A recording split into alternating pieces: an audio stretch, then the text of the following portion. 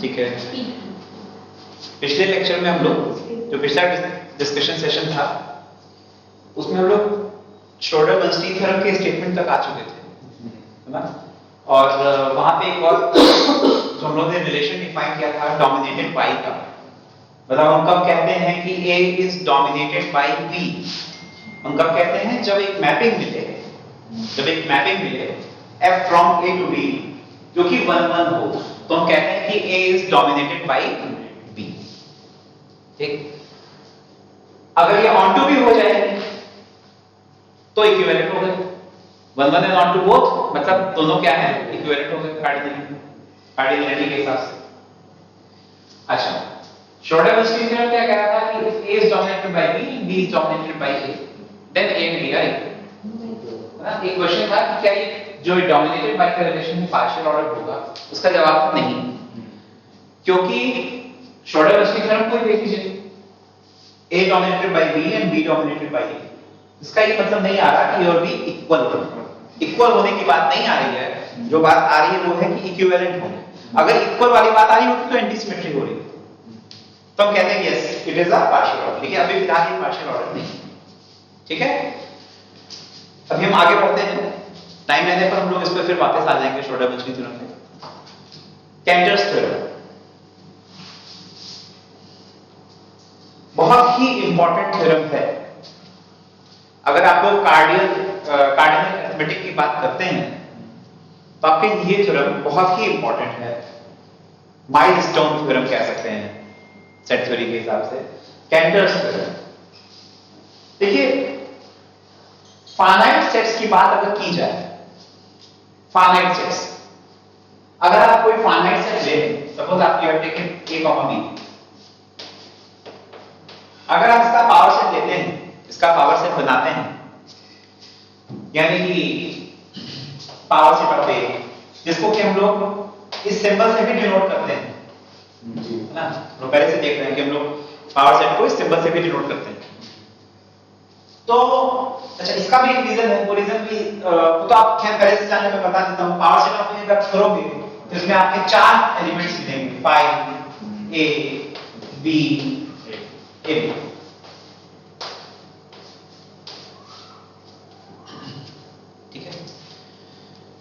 ठीक है, एक मैपिंग में डिफाइन करूं, F from A to PA, और देखिए मैपिंग मैंने क्या डिफाइन करी, F from A to PA, और मैपिंग क्या डिफाइन करी, कैपिटल में 2 एलिमेंट्स हैं, तो हमें अगर मैपिंग डिफाइन करनी होगी तो हमें उन दोनों एलिमेंट्स की इमेज डिफाइन करनी होगी। सपोज कीजिए कि A का पहला एलिमेंट है स्मॉल a, सपोज कीजिए इसकी इमेज को आपने कुछ सोचने की जरूरत नहीं है, इसी A का सिंगलटन सेट ले लो और B की image you take singleton set B। ठीक है, अब आप सोचिए कि जो इसका डोमेन है वो क्या है, domain is capital A consisting of the 2 elements of the set A, and what is the codomain? Like you can say what is the range of this mapping? Range of this mapping is 2 sets, set of 2 sets, collection of 2 sets, singleton set A and singleton set B, ये दोनों set इसके अंदर हैं, है ना? ये दोनों set इसमें हैं, यानी रेंज जो है वो इस PA का सबसेट है। तो हम कह सकते हैं ना कि कोडोमेन PA को ले सकते हैं कि नहीं ले सकते हैं, कोडोमेन के अंदर सारी रेंज आनी चाहिए, कंटेन होनी चाहिए।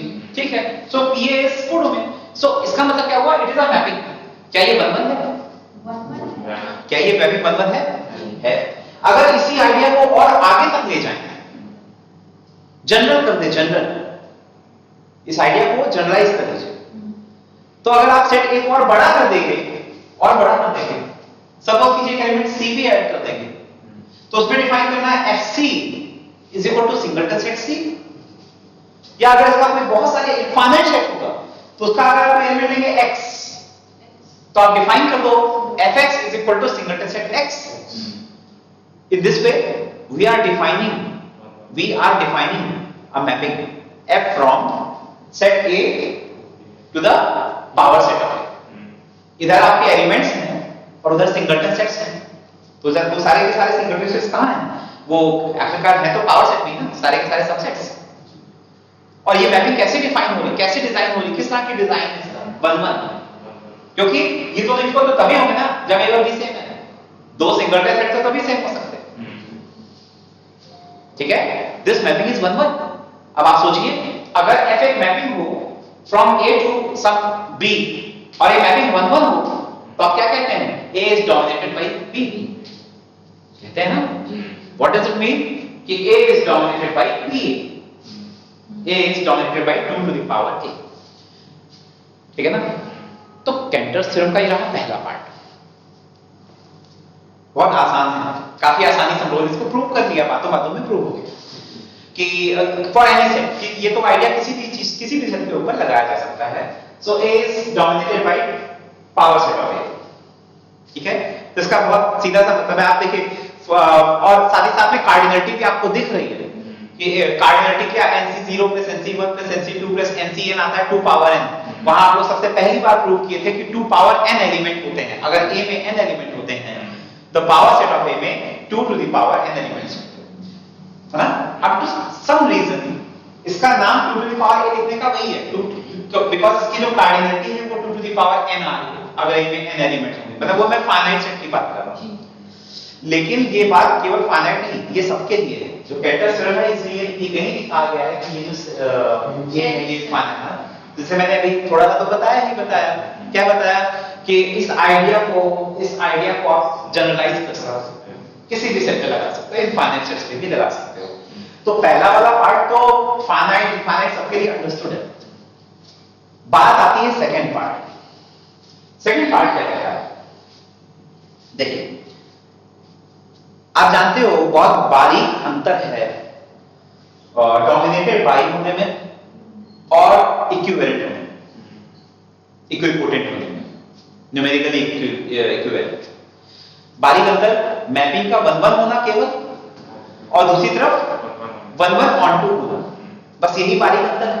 ऑन 2 है कि नहीं है, जस्ट एक 1 1 मैपिंग मिल रही है तो dominated by a is dominated by b, और 1 1 ऑन 2 मिल रही है then a is cardinally numerically equivalent to b। बहुत छोटा सा अंतर, ठीक है, ठीक। फाइनाइट सेट्स के लिए तो बड़ा आसान था देखना, फाइनाइट सेट्स के लिए बहुत आसान था देखना कि अगर a में आपने सपोज कीजिए आपने 2 एलिमेंट्स लिए हैं तो पावर सेट में 2 टू द पावर 2 यानी 4 एलिमेंट्स आ रहे हैं, ज्यादा ही आ रहे हैं फाइनाइट सेट्स। और हम जानते हैं फाइनाइट सेट्स अगर आप लेते हो तो वो न्यूमेरिकली इक्विवेलेंट तभी होते हैं जब उनके नंबर ऑफ एलिमेंट्स सेम होते हैं। तो फाइनाइट सेट्स में तो कभी भी n और 2 पावर n तो इक्वल आ ही नहीं सकते थे, तो उनके लिए तो इसमें बहुत बड़ी बात नहीं थी कि ये इक्विवेलेंट तो हो ही नहीं सकते। लेकिन फाइनाइट सेट्स के लिए बहुत आसान है देखना इस बात को, because n is never equal to 2 to the power n, okay, for n natural numbers. लेकिन ये बात केंटर्स थ्योरम सबके लिए है, even it is for infinite sets. तो चलिए अब इसको हम लोग प्रूव करने की कोशिश करते हैं इस बात को कि ये इक्विवेलेंट क्यों नहीं हो सकते, why a can not be equivalent to its power set. और इससे हम लोग एक और सिंपल नया यहां पर हम लोग डिफाइन करेंगे, क्या कि a is dominated by b but not equivalent, ठीक है ना। तो हम लोग इसके लिए जो सिंबल लेंगे वो ये लिखेंगे कि a इज इस तरह dominated by b but it is not equivalent to b। Equal का साइन इससे हटा दिया, ठीक है। चलिए अब इसको हम लोग प्रूव करते हैं। देखिए, सबसे पहले फाइल के लिए तो कुछ है नहीं करने के लिए। अगर ये फाइल होगा तो जो उसका पावर सेट होगा उसमें ऑब्वियसली बात है एक सिंगलटन एक फाइल उसमें आ ही जाएगा, मतलब वो तो इक्विवेलेंट होने का कोई मतलब नहीं। तो बात तो तब शुरू होती है जब a is not equal to 5। When a is not equal to 5 वहां से हम लोगों को समझना होगा, ठीक। तो पहला वाला पार्ट तो आप ऑलरेडी देख चुके हो, मैंने बोला कैसे मैंने डिफाइन करी f from a to 2 to the power a, कैसे डिफाइन करी। इधर हमने a में लिया x, तो जो उसकी हम लोगों ने इमेज डिफाइन करी है that is singleton set x, जिसे अभी किया था वो मैपिंग तो ऑब्वियसली 1 1 और 2 सॉरी 1 1 थी। तो इसका मतलब ये क्लियर है कि a is dominated by 2 to the power a। अब बात आती है कि इक्विवेलेंट क्यों नहीं हो सकते, मतलब why a is not equivalent to power set of a 1। तो चलिए मान लेते हैं इक्विवेलेंट है, ठीक है, मैंने मान लिया, समझ लीजिए, मैंने मान लिया कि a is equivalent to power set of a, equivalent है, ठीक है। हम जानते हैं अगर दो सेट न्यूमेरिकली इक्विवेलेंट है तो एक 1-1 मैपिंग, एक बाइजेक्शन मिलना चाहिए। तो suppose that we have a bijection G from A to power set of A, एक bijective mapping, 1-1 onto both bijection. onto होने का क्या मतलब है? onto होने का मतलब है कि आप इसका कोई भी एलिमेंट लोगे वो इसके किसी ना किसी एलिमेंट की इमेज होगा, है ना। इसका कोई भी एलिमेंट लोगे कोडोमेन का, codomain is range, codomain range बन जाएगा ऑन टू है। एक काम कर रहा है, देखिए अब यहां पे देखिए कहां पे दिमाग लगा, जो इन्होंने उसका प्रूफ जब दिया तो कहां पे दिमाग लगा, ये सेट तैयार करने में दिमाग लगा। देखिए सेट क्या तैयार किया गया, एक सेट ऐसा तैयार किया गया, आपने समझ लीजिए बहुत अच्छे से समझिएगा, एक सेट बी ऐसा तैयार किया गया जो कि एक डोमेन के अंदर का ही था, मतलब डोमेन मतलब एक का ही सबसेट था, और उसमें कौन से एलिमेंट्स दिए गए थे, x such that x belongs to a, such that x belongs to a, b is a subset of a, and x does not belong to gx, x does not belong to gx। ठीक है, बताता रहा, बहुत simple बात। आप जानते हो कि अगर इसमें x लोगे, G एक मैपिंग है, मैपिंग A टू PA है, पावर सेट है, तो अगर आप इसमें कोई भी एलिमेंट लोगे तो उसकी जो इमेज आएगा वो एक सेट होगा, सबसेट होगा, मतलब वो A का सबसेट होगा। यहां पर Gx को आप क्या समझते हो, व्हाट इज Gx है? Gx is a subset, is an element of this, is a subset of A का एलिमेंट मतलब A का सबसेट है, यही तो फिर से देखिए मैं क्या कह रहा हूं, B एक सेट तैयार किया गया, किस तरह से तैयार किया गया है, A के ऐसे एलिमेंट्स का कलेक्शन जिनके लिए ये कंडीशन सेटिस्फाई होती हो, क्या कंडीशन सेटिस्फाई होती हो कि x does not belong to its image, मतलब x की इमेज मतलब x से आपने एक सेट जोड़ा होगा ना भाई, जब आप इधर x लोगे तो इधर कोडोमेन में gx लोगे, और gx क्या होगा, gx एक सबसेट ऑफ A होगा। तो सबसेट के लिए हम क्या कहते हैं, किसी सेट के लिए हम क्या कहते हैं, किसी सेट के लिए हम ये कहते हैं कि कोई एलिमेंट इसमें बिलोंग करेगा, कोई एलिमेंट इसमें नहीं बिलोंग करेगा, ठीक है ना। तो हम किन एलिमेंट्स को लेकर के B तैयार कर रहे हैं, हम ऐसे एलिमेंट्स को लेकर के तैयार कर रहे हैं B जिन एलिमेंट्स के लिए ये कंडीशन होती है कि x does not belong to gx। ठीक, अब एक बात सोचिए, ये आखिरकार B है क्या, A का सबसेट ही तो है, B is a subset of A। तो जब B is a subset of A, तो B हो गया एलिमेंट ऑफ PA, है ना, B हो गया element of PA power set, और ये मैपिंग है ऑन टू बाइजेक्टिव मैपिंग है। तो हर एक एलिमेंट की प्री इमेज होनी चाहिए, हर एक एलिमेंट की एक प्री इमेज मिलनी चाहिए, यानी जो B है PA का एलिमेंट इस B की प्री इमेज मिलनी चाहिए। यानी ये इधर आपने B ले लिया तो इधर आपको क्या मिलेगा, कोई स्मॉल b, कोई एलिमेंट मिलेगा स्मॉल b, और स्मॉल b की इमेज जो होगी वो कैपिटल B होनी चाहिए, कुछ ना कुछ तो मिलना चाहिए ना, ठीक है।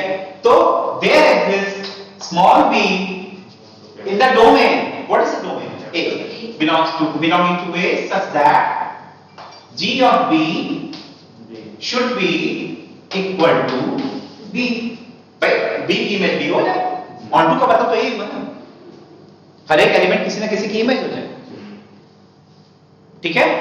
ठीक, अब देखिए, अब यानी कि समझिएगा, अब यानी कि आपने एक सेट तैयार किया है, कौन सा सेट तैयार किया, कैपिटल B तैयार किया तैयार, और आपको एक उसकी प्री इमेज मिली, ठीक है ना, उसकी प्री इमेज आपने क्या मान ली, स्मॉल बी, ठीक है। अब ये सारी पिक्चर इस तरह से है, देखिएगा, ये था कैपिटल ए, कैपिटल ए के अंदर कोई बी तैयार किया और क्या है आपके पास में एक एलिमेंट स्मॉल बी, ठीक है ना। देखिए दो केस हो सकते हैं, पहला केस स्मॉल बी आखिर किसका एलिमेंट है, ए का एलिमेंट है। दो केस हो सकते हैं, पहला केस स्मॉल बी यहां पे होगा, दूसरा केस स्मॉल बी यहां पे होगा। Either small b will be element of B itself और small b will be element of complement of B या a माइनस बी, मतलब बी के बाहर होगा, बी में नहीं होगा, कैपिटल बी में नहीं होगा, ठीक है। यहां तक क्लियर है, ठीक है। अब देखिए पहला केस क्या, स्मॉल बी कैपिटल बी का एलिमेंट हो जाए, ठीक। इस केस में देखिए क्या हो रहा है, अगर स्मॉल बी एलिमेंट है बी का, अगर स्मॉल बी एलिमेंट है इसके अंदर का, तो देखिए बी में कैसे एलिमेंट लिए थे आपने, बी में ऐसे एलिमेंट लिए थे जो इस कंडीशन को सेटिस्फाई करते हैं। मतलब अगर आप कह रहे हो कि स्मॉल बी एक्स की जगह पे यही बी का एलिमेंट रखा जा सकता है, तो यहां क्या आता है, b should not belong to GB, b must not belong to GB, ठीक है ना। व्हाट इज जीबी, जीबी आखिर है क्या, जीबी तो ना, जीबी तो कैपिटल बी है, तो यानी कि b does not belong to this is capital B. तो इधर आप कह रहे हो बी बिलोंग टू बी और उधर आ रहा है b does not belong to B, it is a contradiction, absurd result, ठीक है ना। तो ये एब्सर्ड रिजल्ट कब आया, पहले केस में। पहला केस क्या था, पहला केस ये था कि small b is capital B का एलिमेंट है। दूसरी क्या पॉसिबिलिटी थी, दूसरी पॉसिबिलिटी थी कि small b is not element of capital B, दूसरी पॉसिबिलिटी थी small b is not an element of capital B. अगर स्मॉल बी इस कंडीशन को सेटिस्फाई करता है, तो ऐसे कंडीशन को सेटिस्फाई करने वाले एलिमेंट कहां पे आपने रखे थे भाई, इस कंडीशन को सेटिस्फाई करने वाले एलिमेंट लेकर आपने क्या तैयार किया था, कैपिटल बी तैयार किया था ना। कैपिटल बी कैसे, किन एलिमेंट्स का कलेक्शन था, इनका कलेक्शन था। तो अगर ये कंडीशन अच्छा यहां पे मैं एक चीज लिख दे रहा हूं, यहां पर कैपिटल बी क्या है आपका, जीबी तो है, तो इसका मतलब क्या होगा, small b does not belong to GB, ये मैं लिख दूं तब ज्यादा क्लियर होगा। भाई कैपिटल बी तो जीबी है, तो यहां कैपिटल बी की जगह जीबी रख दीजिए, तो इसका मतलब क्या हुआ, small b does not belong to GB, ठीक है ना। अगर स्मॉल बी जीबी में नहीं है, तब तो फिर आपका स्मॉल बी यहां कैपिटल बी में होना चाहिए, क्योंकि ऐसे एलिमेंट्स का कलेक्शन तो आपका कैपिटल बी था। तो इसका मतलब it implies that small b must belong to capital B. इधर आप कह रहे हो स्मॉल बी डज नॉट, मतलब अगर आप लेते हो कि स्मॉल बी में नहीं है, तो आपको मिलता है कि स्मॉल बी में होना चाहिए, और अगर आप कहते हो स्मॉल बी में है, तो निकलता है स्मॉल बी में नहीं होना चाहिए। दोनों ही हालत में एब्सर्ड रिजल्ट मिल रहा है ना। ये सारे जो कहते हैं ना फसाद की जड़ क्या है, आपने मैपिंग को क्या माना था, ऑन टू, बस यही गड़बड़ हो गई, आपने इक्विवेलेंट माना, आपने गड़बड़, हम लोगों ने गड़बड़ क्या की, दोनों को क्या मान लिया, equivalent, hence they can not be, ठीक है। तो इससे साबित होता है कि A can not be equivalent to power set of itself. मतलब ये बात फाइनाइट सेट्स में बहुत आसानी से दिखती थी, लेकिन पहली बार इस थ्योरम ने दिखाई इनफाइनाइट सेट में भी। यानी आप सीधे सीधे निशाना लगाओ नेचुरल नंबर्स के सेट के ऊपर, सीधे सीधे निशाना किस पे लगाइए, नेचुरल नंबर्स के सेट के ऊपर। इसका मतलब यह हुआ कि सेट ऑफ नेचुरल नंबर्स, इसका मतलब यह हुआ कि set of natural numbers is not equivalent to power set of natural numbers या टू पावर n, है ना। तो इसका मतलब सीधे सीधे यह हो गया कि सेट ऑफ नेचुरल नंबर्स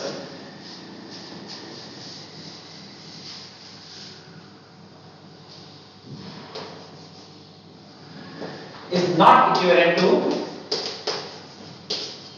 ठीक है ना। तो अगर इसके पहले केवल आप सेट ऑफ नेचुरल नंबर्स या केवल डिनोमिनेबल सेट्स के बारे में जानते थे, तो अब आपको कुछ और सेट भी जानने पड़ेंगे, क्योंकि ऐसे सेट भी आ गए सामने जो इसके इक्विवेलेंट नहीं है। अभी तक तो सब देख रहे थे ना कि या तो फाइनाइट सेट होते थे या तो इक्विवेलेंट टू n होते थे जो को डिनोमिनेबल कहते थे और सब मिला के काउंटेबल कहते थे। अभी ऐसे सेट सामने आ रहे हैं जो इनके इक्विवेलेंट नहीं है ना। तो ये एक नए तरह के सेट्स जो सामने आ रहे हैं, यानी ये काउंटेबल वाले तो नहीं है, तो ये किस तरह के सेट सामने आ रहे हैं, जो अभी जो सेट्स आ रहे हैं इनको क्या नाम दिया, uncountable sets. These sets are called uncountable, तो we call them uncountable sets. ठीक, चलिए देखते हैं फिर क्या होता है। ये कुछ रिजल्ट्स हैं, क्या हो गया, कोई कंफ्यूजन? ठीक है, ये कुछ और रिजल्ट्स हैं, इनको एक एक करके समझते हैं। अच्छे रिजल्ट्स हैं। पहला, set of all binary sequences, अच्छे से समझना होगा इसको मुझको। Set of all binary sequences x, मतलब हम लोग क्या कर रहे हैं, हम लोग जितने बाइनरी सीक्वेंस हो सकते हैं, बाइनरी सीक्वेंस क्या होते हैं, अच्छा आप यूं समझ लो, बाइनरी डिजिट्स क्या होती हैं, बिट्स क्या होती है, 0 and 1, 0 and 1 are binary digits, है ना, 2 के लिए यूज होता है बाइनरी। तो जो इस तरह के सीक्वेंस होंगे जिनकी जो रेंज होगी उसमें केवल 2 एलिमेंट होंगे, 0 और 1। कुछ ऑथर्स 0 और 1 को हटाकर a और b भी कह देते हैं, कोई बात नहीं, 2 से मतलब है, रेंज में 2 एलिमेंट है। कोई एग्जांपल, एक एग्जांपल तो बहुत ही कॉमन सा एग्जांपल है, 0 1 0 1 0 1 0 1 एंड सो ऑन, एक सीक्वेंस हम बना लेते हैं, है ना, xn is equal to 0 n is odd and xn is equal to 1 when n is even.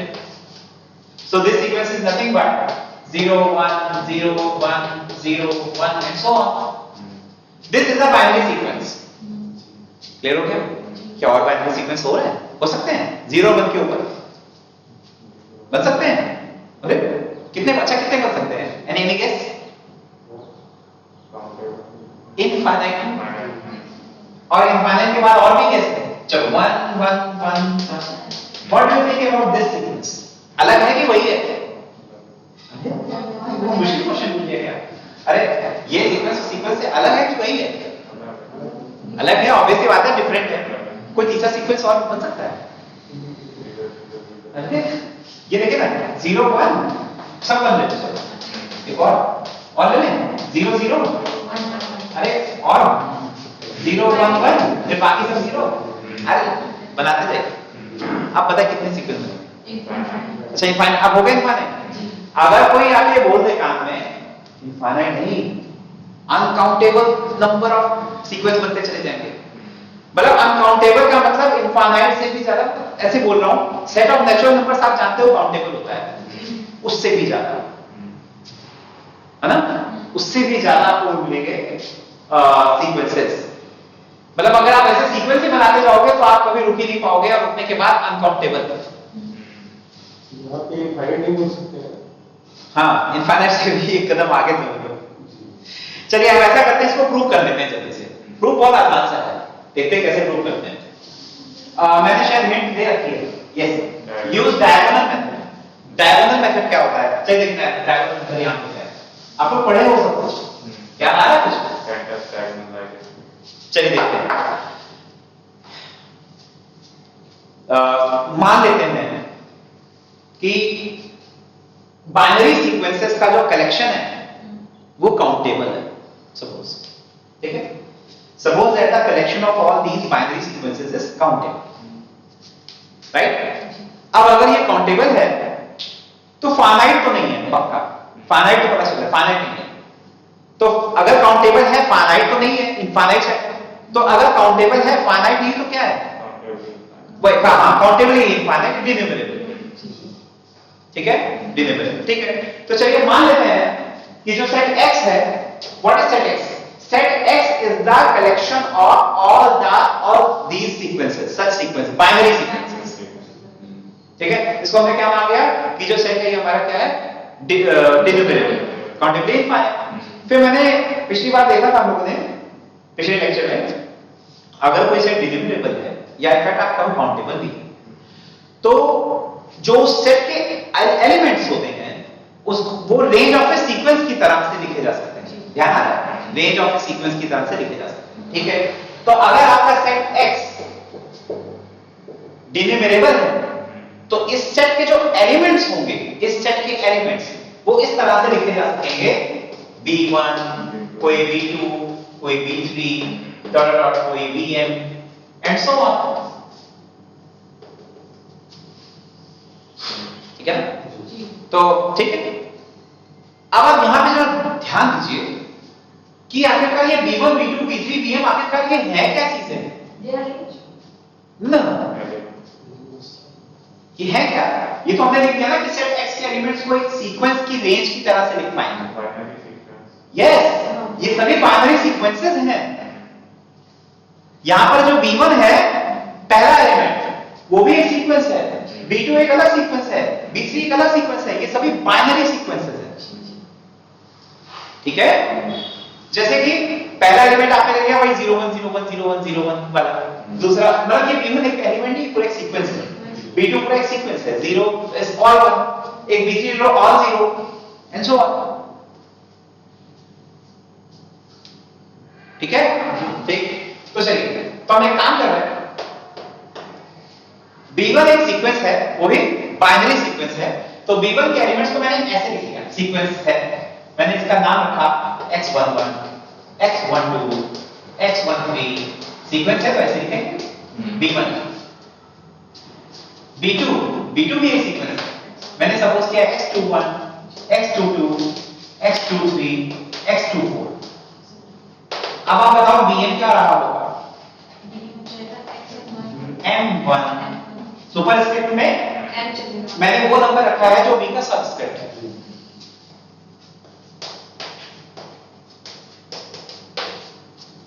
Right, ठीक है यहां तक? ठीक है, ठीक। अच्छा एक बात सोचिए,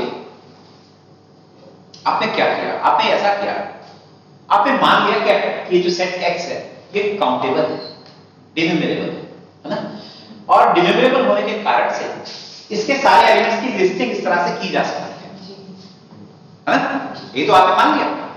अगर मैं ये दिखा दूं कि नहीं, इस लिस्टिंग के बावजूद इसके अलावा अगर मैं ये साबित कर दूं कि ये लिस्ट कंप्लीट नहीं है, मतलब ऐसा भी कोई एलिमेंट इसमें और होगा जो इस लिस्ट में इनकम, मतलब if I show that this list does not complete capital X, तो हमारा कंट्राडिक्शन हो जाएगा।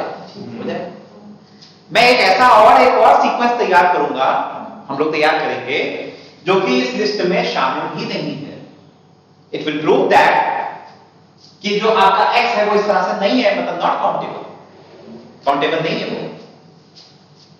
ठीक है ना? तो हम कैसे करेंगे इसको? बहुत आसान सा काम है। देखिए, एक नया सीक्वेंस में तैयार कर रहा हूं B, we will construct a new sequence B, और किस तरह से तैयार करेंगे? पहले जरा सोचिए, ये X11 क्या हो सकता है?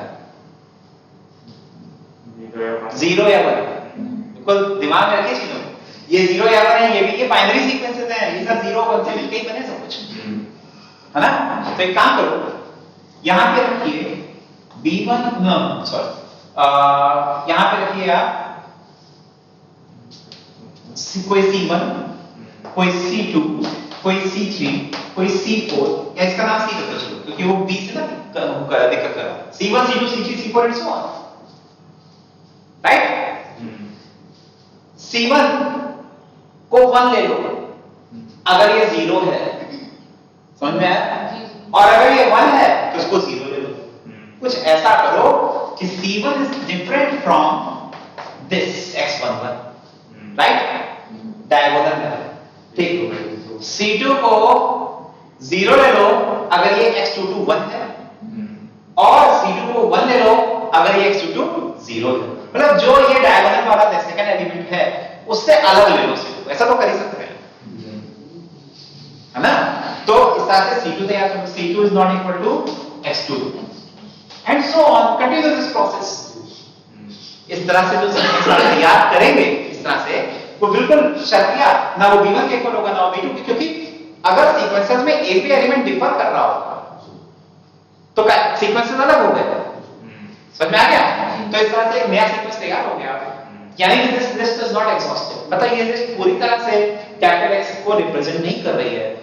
इतना कुछ करने के बाद भी कैपिटल एक्स पूरा नहीं मिल रहा है, यानी कि कैपिटल एक्स को आप काउंटेबल या डिनोमिनेबल मान रहे हो, वो गलत है। This proves that the set of all binary sequences in x is uncountable. ये एक बात है, ये एक बात है। सर बने चलिए। तो उसी से ना b1 b2 b3 जो bn है उन्हीं से जो c1 c2 बनेगा। लेकिन इक्वल किसी के नहीं होगा। लेकिन ये जो आप नया सीक्वेंस तैयार करोगे, अच्छा चलो, क्या ये c b1 के इक्वल हो सकता है? नहीं वो तो नहीं होगा। हाँ, यानी कि इस लिस्ट में कहीं c आएगा नहीं। बस हो गया भाई, यानी ये लिस्ट कंप्लीट नहीं है। और ये जो सीक्वेंस c है ये भी बाइनरी सीक्वेंस है, यानी कि हम कह रहे थे कि लिस्ट तो कंप्लीट है। गलत हो गया, ठीक है। यहां पर एक चीज मैं और ऐड करना चाहता हूं, इसमें नहीं है, चलिए मैं अलग से यहाँ पे समझा, क्योंकि बहुत जल्दी हो जाएगी ये चीज समझ लेने के बाद हम लोग को बहुत जल्दी से कुछ समझ में आने वाला है। चलिए देखते हैं क्या है। इसको हटा, दिस इज डायगोनल मेथड, हम लोग ऐसे ऐसे चलते हैं। ठीक है,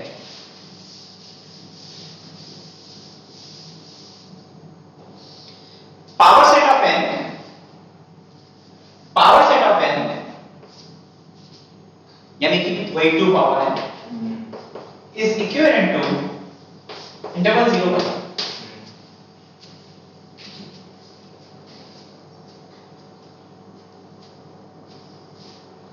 ये भी बहुत इंपॉर्टेंट है, क्योंकि देखिए ये एक तो मैंने कैंटर्स थ्योरम के बारे में बात की, मतलब आप श्रोडिंगर-बर्नस्टीन से शुरू करें, बहुत इंपॉर्टेंट, फिर आपका कैंटर्स थ्योरम, फिर ये तीसरा आ जाएगा, बहुत यूजफुल है।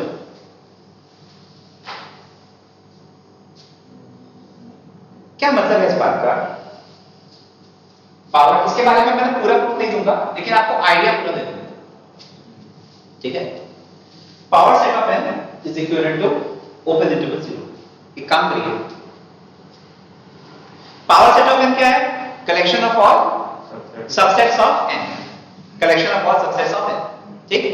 और ये तो आप जान ही हो क्या है, open interval 0 all real numbers. पहली बार बात हो रही है ऑल रियल, मतलब पहली बार हम लोग ऐसी बात करने जा रहे हैं जो एक कंटीन्यूअस बात है।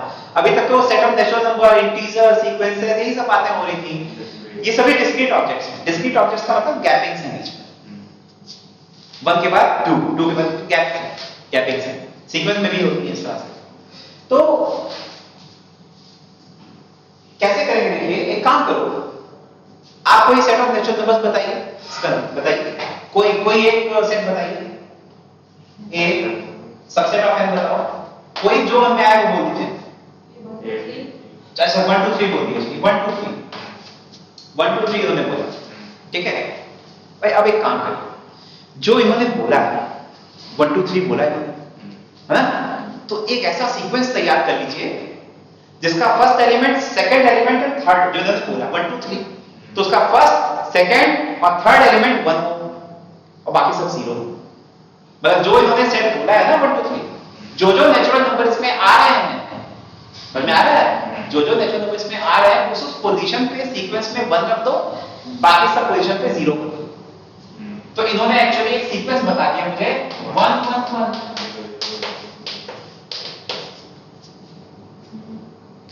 ठीक है ना।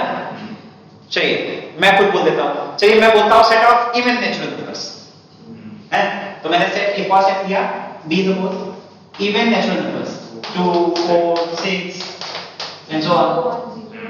तो मैंने जो ये सेट दिया, इसने भी एक सीक्वेंस बना दिया। इसने कौन सा सीक्वेंस तैयार किया है? 0 1 0 1 एंड सो ऑन, ठीक है, ठीक। ये क्या, ये बाइनरी सीक्वेंसेस ही है ना? हाँ, ये बाइनरी सीक्वेंसेस का सेट बनाते हैं, ठीक है, बहुत बढ़िया। बाइनरी सीक्वेंसेस का सेट तो आपका वो क्या है, क्या बोलते हैं, काउंटेबल है ना, अनकाउंटेबल है ना, अनकाउंटेबल। अच्छा, और इधर जो आप ऑब्जेक्ट्स ले रहे हो ए बी वगैरह वगैरह, ये सब कहां से आप लेके सप्लाई करा रहे हो? कहां से लेके आ रहे हो? सबसेट ऑफ n, है ना। और जो सबसेट्स ऑफ n है वो किसके एलिमेंट हैं? पावर सेट ऑफ n, है ना। तो इस तरफ जैसे जैसे आप कदम बढ़ाओगे, बहुत ध्यान से सुनिएगा बात, जैसे जैसे आप आगे बढ़ोगे, यानी जिस तरह से आप एलिमेंट्स लेते जाओगे पावर सेट ऑफ n के, दूसरी तरफ आपको क्या मिलते जाएंगे, बाइनरी सीक्वेंसेस जी मिलते जाएंगे ना, और वो बाइनरी सीक्वेंसेस का सेट क्या होता है, अनकाउंटेबल, है ना। तो यानी पावर सेट ऑफ n क्या हो रहा है, अनकाउंटेबल, है ना। वो यही बात अभी थोड़े पहले भी मैंने कही, पावर सेट ऑफ n वो ऐसा, वो कैंटर थ्योरम में भी यही बताया, ये तो कुछ नई सी चीज आ गई भाई, ये तो काउंटेबल से इधर आ गई, काउंटेबल से भी बड़ी चीज आ गई, ठीक है ना। लेकिन हमें तो कुछ और साबित करना है, वो भी हम लोग साबित करते हैं, बहुत आसान है। हम लोग को तो ये देखना है कि पूरा ओपन इंटरवल 0 1 पूरा दे देगा, कैसे दे देगा। जैसे हम लोग बात कर रहे हैं बाइनरी सीक्वेंसेस की, तो आप लोग बाइनरी नंबर सिस्टम जानते हो ना, बाइनरी नंबर सिस्टम आप लोग तो शायद इसमें आपको कोर्स के दौरान भी शायद पढ़ोगे, और वैसे जूनियर क्लासेस में ही बता दिया था। आप क्या कर सकते हो, जैसे कि जो हम लोग बात नंबर्स देखते हैं, जैसे 10.5 है ना, we can write, how can we write 10.5, इसको या अभी सिंपल बात 11 है जैसे, है ना, तो we can write as 10 plus 1, है ना। So this is nothing but this is 10 to the power 1 plus 10 to the power 0, 10 की पावर्स में बेस क्या बनाया, 10 बनाया। सो जिस नंबर सिस्टम, जैसे 123 है ना, तो 123 क्या हो जाएगा, 1 into 10 to the power 2 plus 2 into 10 to the power 1 plus 3 into 10 to the power 0. This is 123. ठीक है, इसमें बेस क्या है, बेस 10 है। इसको कहते हैं डेसिमल नंबर सिस्टम, जो हम लोग हमारा पढ़ते हैं, जो देखते हैं, डेसिमल में जो पॉइंट नंबर्स आएंगे वो भी इस तरह से लिखे जा सकते हैं।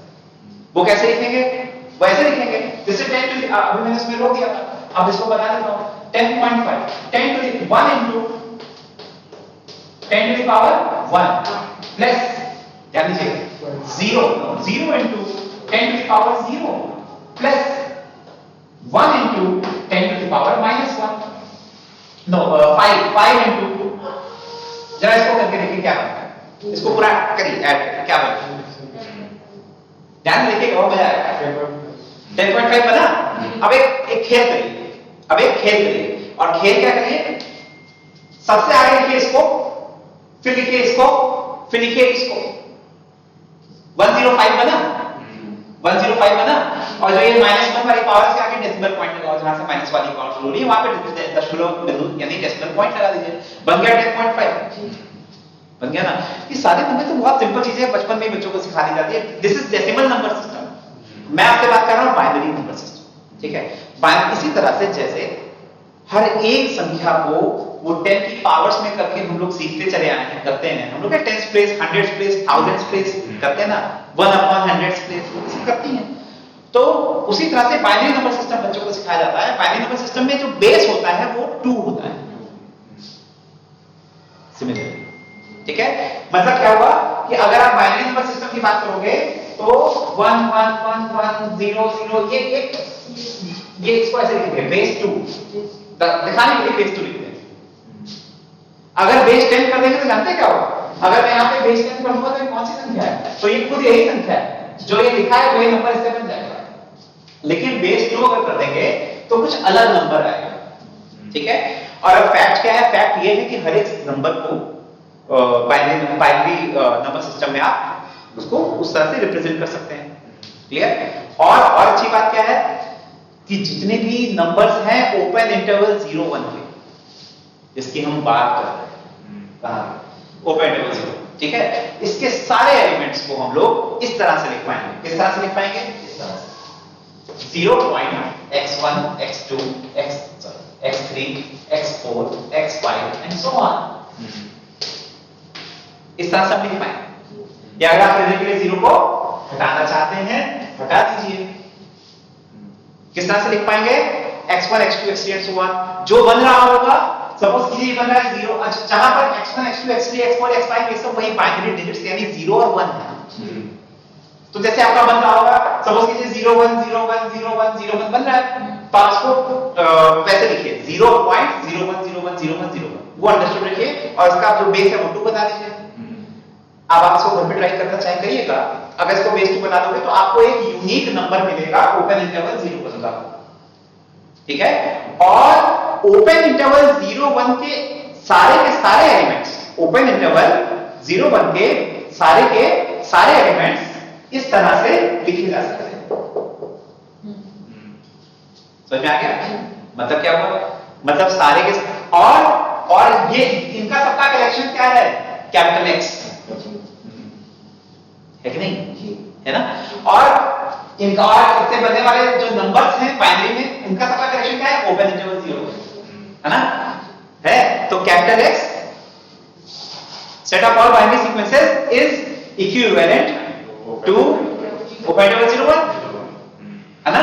और वही set capital x power set of n था, इक्विवेलेंट, है ना? यहां से क्या आया? यहां से आया कि पावर सेट ऑफ n जो होगा that will be equivalent to 0-1, also transitively. ये तो रिलेशन जो होता है ये ट्रांजिटिव होता है ना, a related to b, equivalent to b, b equivalent to c, then a equivalent to c। बात समझ में आ गई?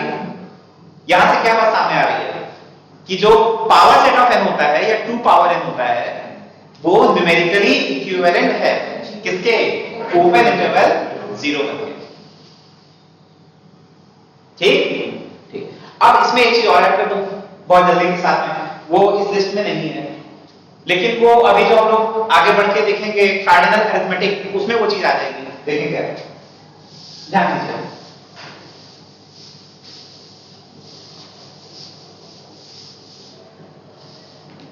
वो ये है कि कोई भी दो, अच्छा एक छोटा सा काम करता हूं, एक फंक्शन लेता हूं fx is equal to 1/x, थोड़ा सा आप लोग भी रिफ्रेश हो जाएंगे।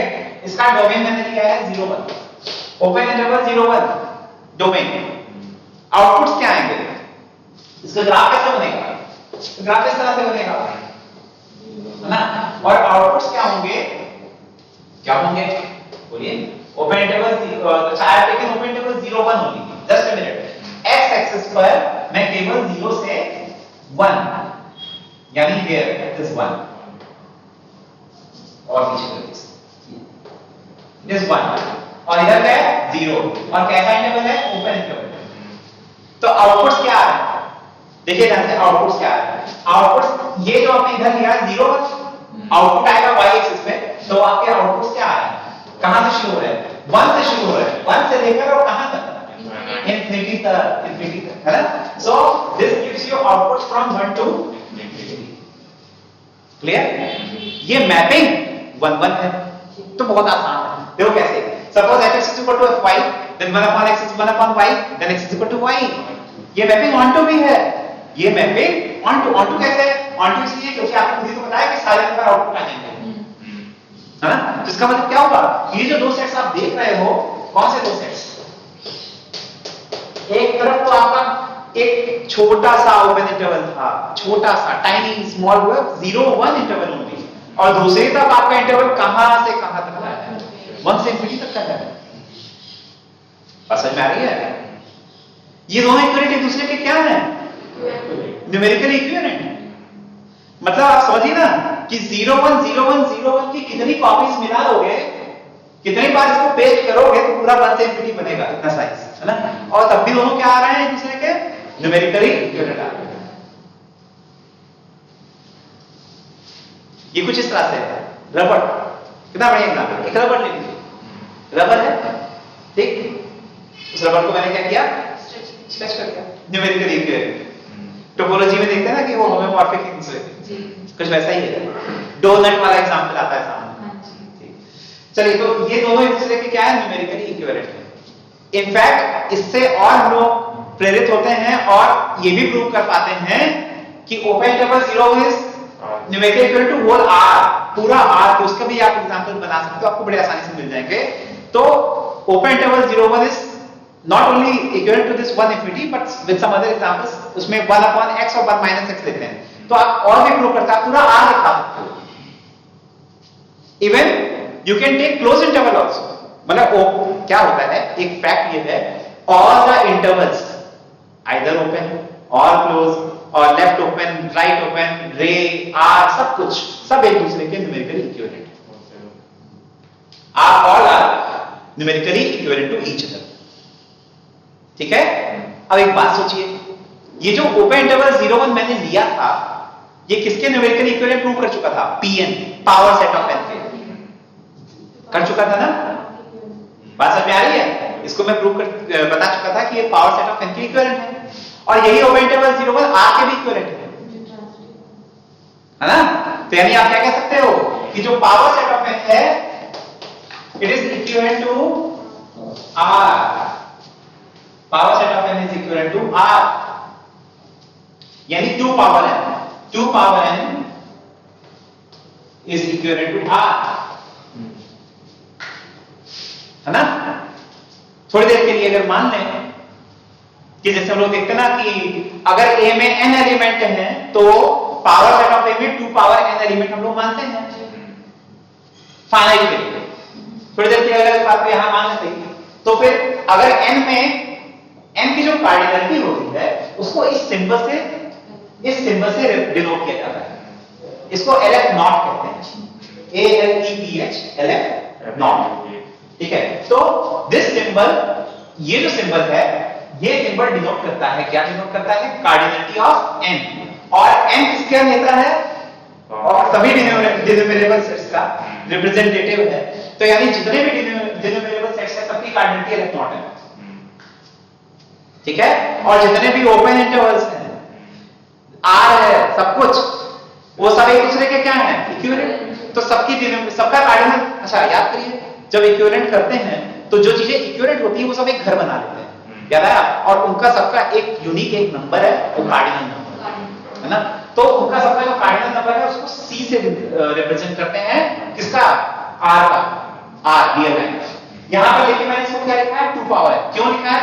बहुत सिंपल बात है, अभी मैंने साबित किया, हम लोगों ने साबित किया, ये प्रूव किया हम लोगों ने कि जो 2 पावर n है यही तो r है, मतलब न्यूमेरिकली इक्विवेलेंट, तो वही r ही लिखा हुआ है इसे, तो r की कार्डिनलिटी c होती है। c को क्या पढ़ते हैं? c को पढ़ते हैं कार्डिनलिटी ऑफ द कॉन्टिन्यूम, इस c को कहते हैं कार्डिनलिटी ऑफ द कॉन्टिन्यूम, और ये है LF नॉट, ठीक?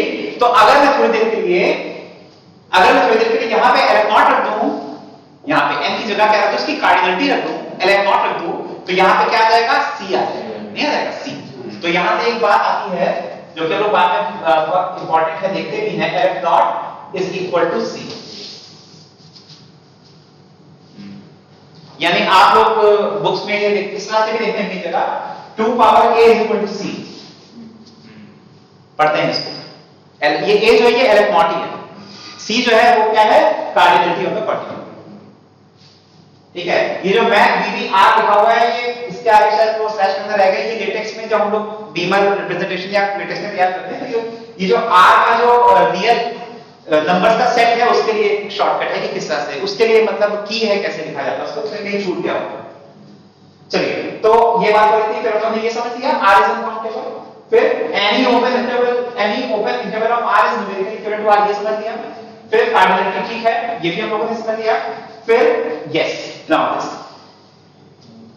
अभी हम लोग डोमिनेटेड बाय B पढ़ रहे थे, A डोमिनेटेड बाय B पढ़ रहे थे, वहां पे मैंने एक बात पूछी थी, क्या ये पार्शियल ऑर्डर है?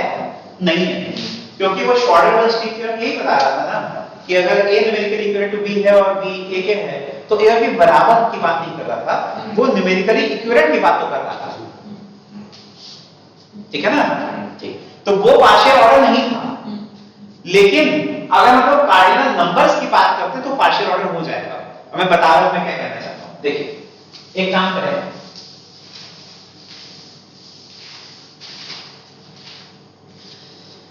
जितने भी कार्डिनल नंबर्स,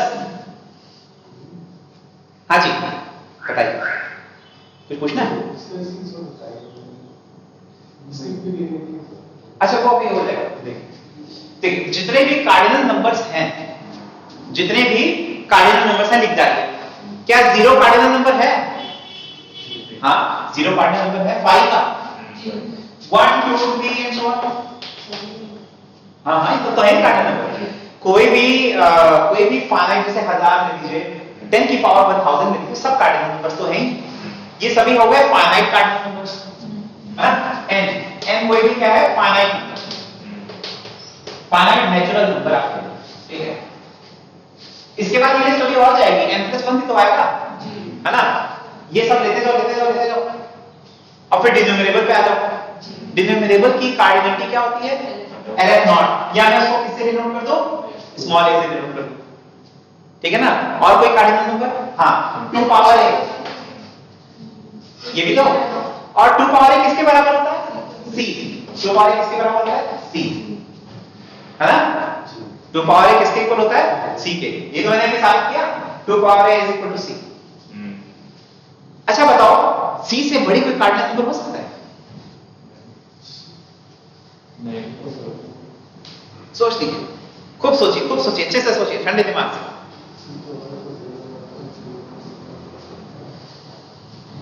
c क्या है? What is c? c is cardinality of r, है ना? Cardinality of the continuum, cardinality of the continuum. c से बड़ा कार्डिनल नंबर हो सकता है? चलो मैं थोड़ा पीछे जाता हूं, एक ज्यादा पीछे नहीं जाना है, केवल एक ही स्लाइड पीछे जाना है। आप लोग बोलोगे बहुत जल्दी, जरा एक थ्योरम पढ़ लीजिए, एक बार फिर से एक बार पढ़ लीजिए, कुछ ना कुछ याद आ जाए। क्या याद आ रहा है बताओ? चलो मैं एक और सवाल पूछता हूं, क्या किसी सेट से बड़ा इन द सेंस कि न्यूमेरिकल इक्विवेलेंट भी ना होने पाए, कोई सेट हो सकता है? हाँ। कौन? Power set. Yes, power set. यानी कि R is not equivalent to power set of R। भाई जैसे A is not equivalent to 2 power A, वैसे R is not equivalent to power set of R। Cantor's theorem, समझ में आया? R की cardinality कौन है? C, और 2 पावर R की 2 पावर C, ये तो बोला ना? समझ में आया? मतलब क्या है? मतलब C से भी बड़ा कार्डिनल नंबर होगा, कौन होगा? 2 पावर C। बात समझ में आई? चलो अब तो नहीं ना, इससे ज्यादा कोई बड़ा कार्डिनल नंबर तो नहीं हो सकता, नहीं हो सकता ना? क्यों नहीं हो सकता? 2 पावर C। अरे बात यही तो बात हो रही है, बात ये हो रही है कि जब आप एक कार्डिनल नंबर, जैसे आपने कैंटस थ्योरम इतना इंपॉर्टेंट है, मैंने बोला ना बहुत इंपॉर्टेंट है। नो, बहुत अच्छा क्वेश्चन पूछा। चलिए हम लोग अभी रिजल्ट देखेंगे। R क्रॉस R का, है ना? एक्चुअली R क्रॉस R की कार्डिनलिटी हुई C इंटू C, C गुणे C, लेकिन वो C ही होती है, वो C पावर, मतलब वो C से ज्यादा वाली नहीं होती है। और पता है C+1 C ही होता है, C+2 भी C होता है, C+3 C+4 C+A भी C होता है।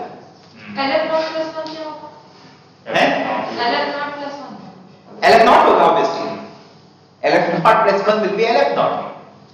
अरे आपने तो यहां भी देखा है ना कि नेचुरल नंबर्स में नेगेटिव इंटीजर्स जोड़ दो, फिर जीरो भी मिला दो, तो हमारी भाषा में तो बोला 2 into LF नॉट +1, नहीं, जितने इधर उतने उधर और बीच में जीरो, वो इंटीजर्स बना, ठीक है ना? और इंटीजर्स का सेट क्या होता है? डिनोमिनेबल। तो 2 into LF नॉट +1, फिर अगेन LF नॉट आ गया। यानी जो हम लोग सिंपल इक्वेशन नहीं पढ़ते हैं, अलजेब्रा नहीं पढ़ते कि 2x + 1 बराबर x 1 कट गया, ये सब यहां नहीं चलेगा। वो जो हमारी जो वो अरिथमेटिक है, वो सब यहां फेल है। फिलहाल बात को कंक्लूड करके आगे बढ़ना है। मैं क्या कहना चाह रहा हूं कि चलिए कार्डिनल नंबर से बहुत सारे मिलते चले जा रहे हैं, अभी और मिलेंगे, वो इसलिए कैंटस थ्योरम के कारण मिलते जा रहे हैं। आप यूं समझ सकते हो, कैंटस थ्योरम दे रहा है, ठीक है ना? क्या दे रहा है? अभी और कार्डिनल नंबर देगा। क्यों देगा? क्योंकि ये जो आप देख रहे हो, ये हो गया पावर सेट ऑफ R की कार्डिनलिटी। ये है, मतलब ये क्या है? ये पावर सेट ऑफ R है। भाई आप पहले पावर सेट ऑफ R बता लो, फिर उसका फिर पावर सेट बना जो आए उसका, ठीक है ना? तो ये तो लिस्ट चलती जाएगी। अब यहाँ एक सवाल मैं भी अभी लाना भी चाह रहा था, लेकिन सामने आ रहा है, तो थोड़ा सा रुकते हैं, वो बहुत इंटरेस्टिंग क्वेश्चन है, वो भी आएगा। फिलहाल ये हम लोग पहले देख चुके थे कैंटस थ्योरम, इसको थोड़ी देर के लिए इसको होल्ड करता हूं, इसमें मैं बात करना चाहूंगा।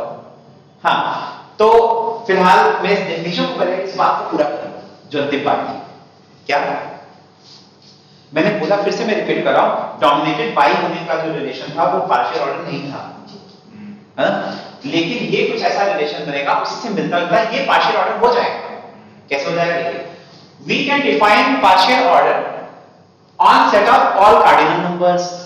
यानी आप सारे कार्डिनल नंबर्स कंसीडर कर लो, जो कार्डिनल नंबर हो सकते हैं, सब पूरा एक सेट तैयार कर लिया।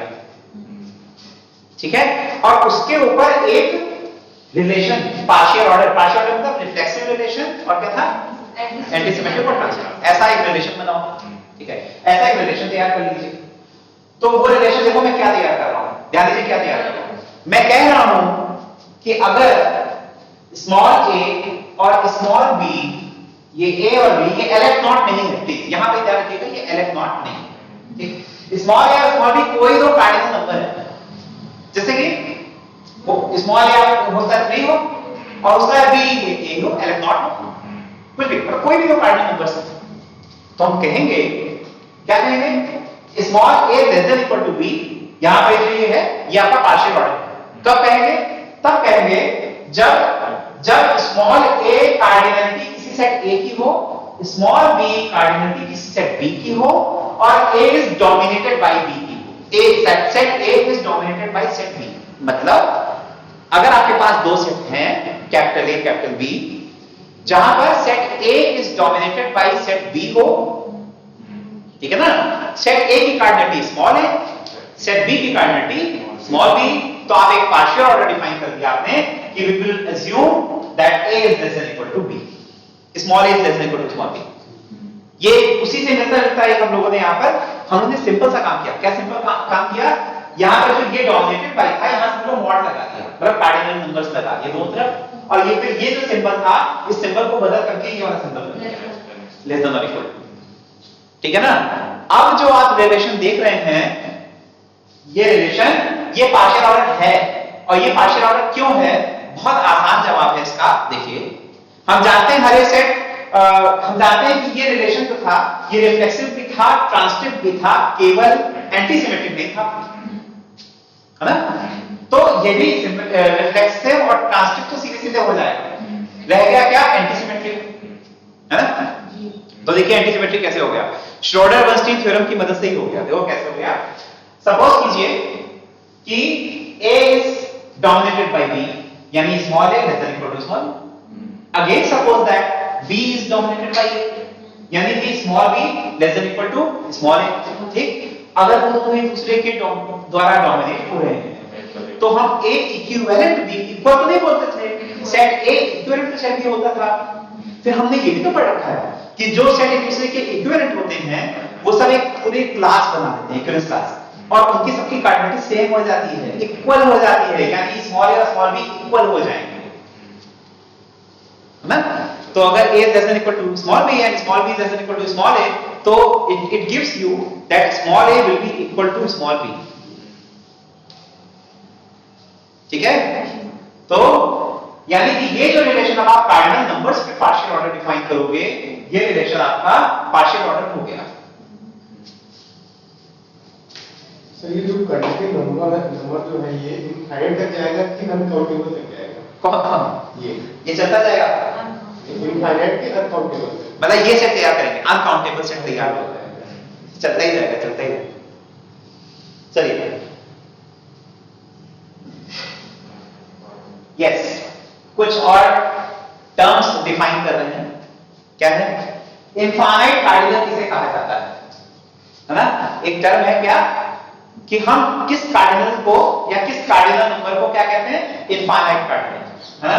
तो हम ऐसे हर एक नंबर को, ये एलेफ नॉट नहीं है, ध्यान दीजिएगा, एलेफ नॉट ने अलग बना रखा है, ये कोई कार्डिनल नंबर है। ठीक है, तो हम हम कहते हैं कि जो कार्डिनल नंबर a यानी this number this a is an infinite cardinal if LF naught is less than equal to a, simple. मतलब LF naught जिस किसी से भी लेस देन इक्वल टू होता है, इक्वल हो चाहे लेस, जैसे ये सब सारे के सारे क्या हैं, इनफाइनाइट कार्डिनल्स हैं। ठीक है, ये सभी नंबर्स क्या कहलाएंगे, इनफाइनाइट कार्डिनल्स। फिर देखिए ऑर्डर ऑफ कार्डिनल नंबर्स, ये कुछ हद तक वही सब लिखा हुआ है, 0 1 वही सब लिखा हुआ है, वही तो लिखा है ना, c to power c to power 2 power c and so on। अब यहां पे एक बहुत बड़ा सवाल आ रहा है, देखिए क्या सवाल आ रहा है, यस, बिग क्वेश्चन, बहुत बड़ा क्वेश्चन।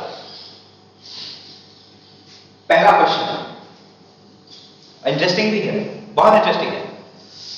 पहला क्वेश्चन है, is there any cardinal number between LF not and C? m के कार्डिनल नंबर और r के कार्डिनल नंबर के बीच में कोई कार्डिनल नंबर है कि नहीं है? होंगे इनफाइनाइट है ना इंटरेस्टिंग, बहुत मजेदार है। रियल एनालिसिस में रिसर्च करेंगे, बहुत मजा आएगा, यही सब करिएगा, ढूंढिएगा। फिलहाल अभी देखिए एक और क्वेश्चन है। अगर ये कोई इनफाइनाइट, यहां पर सही शब्द यूज किया गया इनफाइनाइट, क्योंकि आप जानते हो, आप सभी कहते थे ये क्या बात कर रहे हैं। अगर फाइनाइट ले लेता, मान लीजिए एक फाइनाइट कार्डिनल है, जैसे मान लीजिए स्मॉल इक्वल टू 3 है ना, तो आप कहते हैं अरे सर 3 और 2 पावर 3 8, 3 और 8 के बीच में कार्डिनल नंबर नहीं मिलते क्या? मिलते हैं, 4 5 6 7 मिलते हैं, लेकिन वो फाइनाइट के लिए नहीं कहा गया। ये जो बात कही जाती है कैसे कार्डिनल के लिए कही जाती है, इनफाइनाइट कार्डिनल ये होते हैं। तो क्या सवाल है दूसरा, अगर एक कोई इनफाइनाइट कार्डिनल नंबर हो तो क्या कोई ऐसा कार्डिनल नंबर b एग्जिस्ट करेगा जो कि a और 2 पावर a के बीच में हो? मतलब जैसे आप ये समझ लो कि एक तरफ हमने n ले लिया, n और pn, ये तो समझ लो, एक तरफ n है दूसरा पावर सेट, उनके बीच में कोई सेट लाना पड़ेगा, और वो भी कैसा लाना पड़ेगा कि वो डोमिनेटेड बाय तो हो बट इक्वल ना हो, डोमिनेटेड बाय तो हो बट इक्वल ना हो। तो क्या ऐसा कार्डिनल नंबर b एग्जिस्ट करेगा? क्या a और 2 पावर a के बीच में कोई कार्डिनल नंबर एग्जिस्ट करेगा? ये क्वेश्चन है। ये इसी को दूसरी भाषा में कहा गया है कि अगर कोई इनफाइनाइट सेट a हो, और तो क्या कोई ऐसा सेट b आप ढूंढ सकते हो कि a dominated by b but not equal. ये देखो इक्वल वाला साइन निकाल लिया, इसमें नहीं एंड इज जस्ट और b is dominated by power set of a but not equal, equal नहीं है। क्या ऐसा कार्डिनल नंबर एग्जिस्ट करेगा? सेकंड वाला तो नहीं करेंगे। अगर सेकंड वाला नहीं एग्जिस्ट करेगा तो पहला वाला भी नहीं, पहले वाले का जवाब तो सेकंड वाले में छुपा है। पहले वाला देखिए क्यों, मैं वो उसमें कंफ्यूज हो जाता हूं। this is 2 to the power, this is c जो है वो 2 पावर lf नॉट। जी जी अभी देख रहे थे, तो ये तो वही हो गया ना कि ये a है तो ये 2 पावर a है। तो अब आप कह रहे हो अगर b नहीं मिलेगा यानी इनके बीच में भी कोई नहीं मिलेगा, यानी ये लिस्ट हमारी कंप्लीट है, यानी ये लिस्ट हमारी मतलब आगे तो जाएगी लेकिन b में कुछ मिसिंग नहीं है। क्यों भाई? आप खुद कह रहे हो a और 2 पावर a के बीच में कुछ नहीं कह रहे हो ना, फिर आप कह रहे हो कि सर c और 2 पावर c के बीच में भी कुछ नहीं होगा। अरे इसलिए नहीं होगा क्योंकि c क्या है? Infinite cardinal, c is infinite cardinal, a से बड़ा वाला, ये इक्वल। तो c और 2 पावर c के बीच में कुछ नहीं मिलेगा, और नहीं, और 2 पावर c और 2 पावर c के बीच में भी कुछ नहीं मिलेगा, क्योंकि 2 पावर c को आप रख दीजिए इस बीच एक ही जगह, तो 2 पावर c और 2 to the power 2 power c के बीच में भी नहीं मिलेगा कोई भी, है ना। यानी इसके बाद अगला नंबर सीधे किसका आएगा? यानी इनके बीच में नंबर्स तो बहुत सारे, शायद मतलब उस तरह से ढूंढने अगर सीख जाए कुछ 1 2 3 रख के नंबर्स तो बहुत आएंगे, लेकिन कोई ऐसा कार्डिनल नंबर नहीं आएगा। नंबर तो आएंगे, कार्डिनल नंबर मतलब बड़ा इंटरेस्टिंग है। अब बात ये हुई इसका प्रूफ क्या है, तो इसका प्रूफ नहीं है, ये हाइपोथेसिस। लेकिन ये क्या है हाइपोथेसिस? एक का नाम है कॉन्टिन्यूम हाइपोथेसिस जो ऊपर वाला है, और दूसरे वाले का नाम है जनरलाइज्ड, क्योंकि आप खुद ही देख रहे हो इसके जवाब से उसका जवाब छुपा हुआ है। तो दूसरे वाले का नाम है जनरलाइज्ड कॉन्टिन्यूम हाइपोथेसिस। तो जनरलाइज्ड कॉन्टिन्यूम हाइपोथेसिस क्या कहता है? ये कहता है answer to question number 2 is no, और ये पहला जो आपकी धारणा तरीके से वो ये है कि क्वेश्चन 1 का आंसर क्या है? नो। दोनों क्वेश्चंस का answer no, proof is not there. ठीक है, तो आपसे स्टेटमेंट इसका पूछा जाएगा, इसका मतलब अगर आपसे समझा जाए तो आप मतलब समझा लेंगे ना कि हाँ ये अब इसका मतलब ये है, इसके बीच में कुछ नहीं होगा, इसके बीच में कुछ नहीं होगा। ठीक है, इंटरेस्टिंग है ना? चलिए अच्छा लगा। अब आइए इस पे अरिथमेटिक ऑफ कार्डिनल नंबर्स के ऊपर आ जाइए जल्दी से, बहुत छोटी सी चीज है, जल्दी से लोग समझ लेंगे। अरिथमेटिक ऑफ कार्डिनल नंबर्स हम लोग यहां सीखेंगे दो कार्डिनल नंबर को जोड़ते कैसे हैं, मल्टीप्लाई कैसे करते हैं। इनफैक्ट आप लोगों ने पढ़ा हुआ है एक्सपोनेंशिएशन कैसे होता है। ठीक है, ठीक, कैसे जोड़ते हैं। ठीक, अगर आप सपोज करें आपने दो सेट्स ले लिए कैपिटल ए और कैपिटल बी, आपने दो सेट्स ले लिए कैपिटल ए और, ठीक है, ए में 4 एलिमेंट है, बी में 5 एलिमेंट है, दोनों का यूनियन कर दें तो उसमें 9 हो जाएंगे? नहीं। बस एक बात ध्यान सोचनी, अगर डिसजॉइंट ना हो, सॉरी डिसजॉइंट हो मतलब कुछ भी कॉमन ना हो तब हो जाएगा ना, ठीक है। तो इसकी कार्डिनलिटी 4 है और इसकी कार्डिनलिटी 5 है, तो मिला के कार्डिनलिटी हो गई 9 बशर्ते उनमें कुछ भी कॉमन ना। तो in this way we define addition of two cardinal numbers. If small is the cardinality of this and b is this and intersection is 5, then a plus b, addition of cardinal numbers, is the cardinality of a union b. ठीक है? But ये भी एक fact है, c plus 1, a plus 1, a होता है, c होता है, even a plus c होता है, and so on. ये सब चीजें आप लोगों ने पहले देखी हुई हैं, एक बार आप लोग और रिवाइज, हाँ एक बार आप लोग और इसको बचाते जाइएगा, ठीक है, एक बार और आप देख लीजिएगा, ठीक है, ठीक। फिर आता है ये एक और इंटरेस्टिंग बात है कि अगर ए और बी में से कोई एक इनफाइनाइट कार्डिनल वही है जो मैंने बताया था, मतलब ए से LF नॉट से greater than equal to LF not, ठीक है ना। तो अगर ए और बी में से कोई भी एक इनफाइनाइट कार्डिनल होगा तो उन दोनों का जो एडिशन होगा वो इन दोनों का मैक्सिमम होता है। जैसे कि और इतना ही नहीं, अगर इसमें सी शामिल है, मतलब मान लो ए और सी है तो सी होता है, ध्यान रखिए, ठीक है। ये रिजल्ट आगे सब कुछ बता देता है, c+1 = c, सारी चीजें उसमें छुपी हुई है, चेक कर सकते हैं। c+1 c आ गया, a + LF0 + 1 LF0 आ गया, है ना। LF0 + 100 क्या आ गया? LF0 आ गया, मैक्सिमम ऑफ a, b 100। अरे बात तो वही ना, मैक्सिमम तो में LF0 ही है, ठीक है। एक फिर देखते हैं मल्टीप्लिकेशन कैसे डिफाइन करें। Multiplication of cardinal numbers, multiplication of cardinal numbers. तो एक काम करिए, बहुत आसान है डिफाइन करना। अगर एक सेट A है उसकी कार्डिनलिटी स्मॉल a और एक सेट B है उसकी कार्डिनलिटी स्मॉल b है, आप अगर उन दोनों कार्डिनल नंबर्स को मल्टीप्लाई करना चाहते हैं तो आप A और B का कार्टेशियन प्रोडक्ट लेंगे और जो उसकी कार्डिनलिटी होगी वही डिफाइन की जाती है A * B, मतलब product of two cardinal numbers is defined in this way. Finite के लिए चीज आप बहुत आसानी से समझ सकते हो कि अगर A में 2 एलिमेंट है और B में 3 एलिमेंट है तो आप कार्टेशियन प्रोडक्ट करते थे तो 6 पेयर बनते थे, तो उसका एक इंस्पिरेशन वहीं से है, इसका idea is taken from that thing. अच्छा, यहां पर कुछ और चीजें हैं, ये ऑपरेशन कम्यूटेटिव और एसोसिएटिव होता है, this can be proved, this one, and this operation is also commutative, associative as well as distributive over addition. It means that if you are taking 3 cardinal numbers a, b and c, then a multiplied b plus c will be equal to a multiplied b plus a multiplied c. Distribution law holds, ठीक है। फिर ये आता है exponentiation, ये ध्यान रखते हैं, एक्सपोनेंशिएशन। एक्सपोनेंशिएशन को मैं बता देता हूं जल्दी से, इसको अलग से बता देता हूं। मतलब यहां पर हम लोग क्या लिख रहे हैं,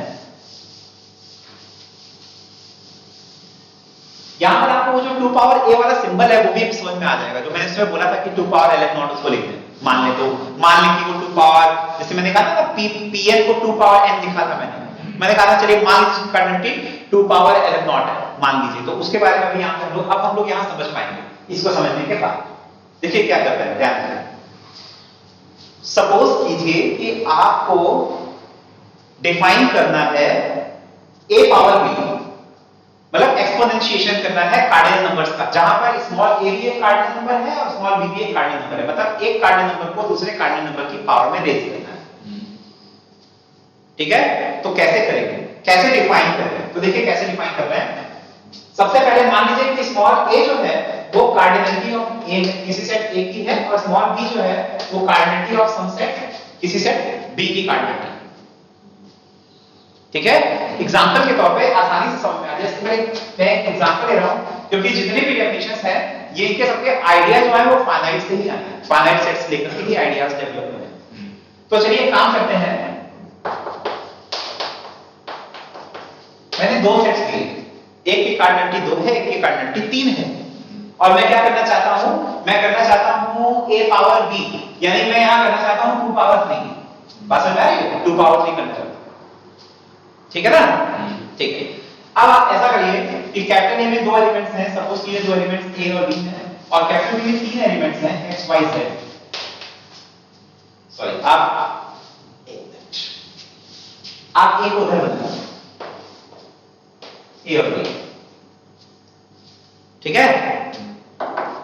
अब फंक्शन सोचिए, function from b to a सोचिए। अगर आप a पावर b करना चाह रहे हैं, a पावर b करना चाह रहे हैं, तो आप b से a में फंक्शंस बनाओ।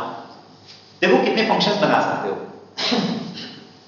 चलिए जाने फंक्शन तैयार करना है, कहां से कहां, b से a में, ठीक है? तो कोई फंक्शन सोचिए, कोई फलन, कोई मैपिंग सोचिए। अरे पहला तो यही है, x की इमेज ये हो जाए, y की b हो जाए, एक फंक्शन तैयार हुआ। और ऐसे कितने फंक्शंस तैयार करते हैं? 2 पावर 3। क्यों? बहुत आसान है, देखिए कैसे 2 पावर 3 कैसे। इसके लिए कितनी चॉइसेस हैं आपके पास? x के लिए 2 चॉइसेस हैं, या तो x की इमेज a हो जाए या तो x की इमेज b हो जाए। So we have 2 choices for x। Similarly we have 2 choices for y। y की इमेज या तो a लेंगे या तो b लेंगे, z की इमेज या तो a लेंगे या तो b लेंगे, सबकी इमेज ले लेंगे, फंक्शन बन जाएगा। यानी क्या हमको तीनों के चॉइसेस को चूज करना है? बताइए, क्या हमें इसके तीनों के लिए एक एक चॉइस चूज करनी पड़ेगी ना? चूज इसलिए करनी पड़ेगी क्योंकि फंक्शन वही होगा जो सबकी इमेज होती है। तो इसकी चॉइसेस दो तरह से तीनों काम करने हैं, 2 × 2 2 पावर 3, है ना? तो 2 टू द पावर 3 फंक्शंस हम तैयार कर सकते हैं यहां, ठीक है? और हमें जो 2 पावर 3 करना था वो हो गया, ये तो हमें करना था। तो ये है क्या चीज? ये है सेट ऑफ, ये जो है ना 2 पावर 3, या जो है देखिए क्या है, cardinality of a power cardinality of b is set of all functions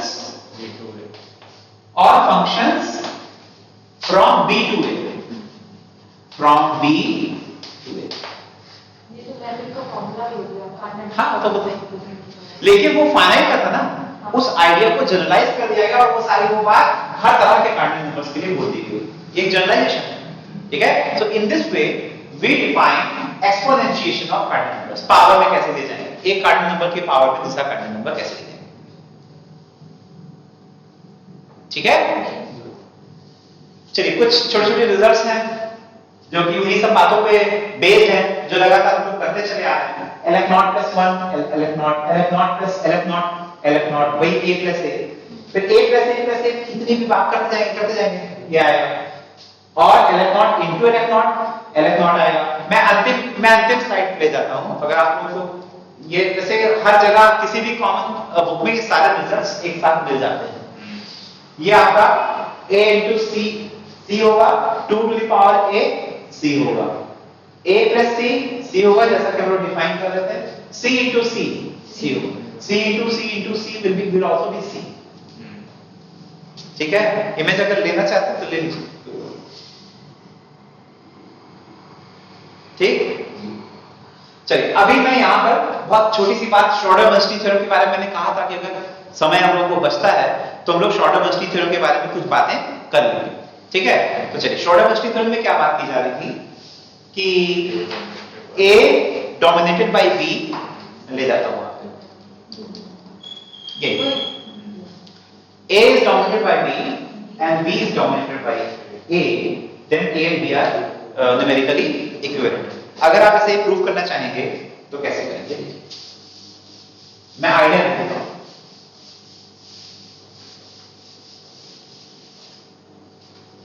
देखिए अगर A डोमिनेटेड बाय B है और बी डोमिनेटेड बाई ए है, यानी कि आपके पास एक 1 1 फंक्शन है ए से बी में 1 1 और एक 1 1 फंक्शन है बी से ए में, है ना।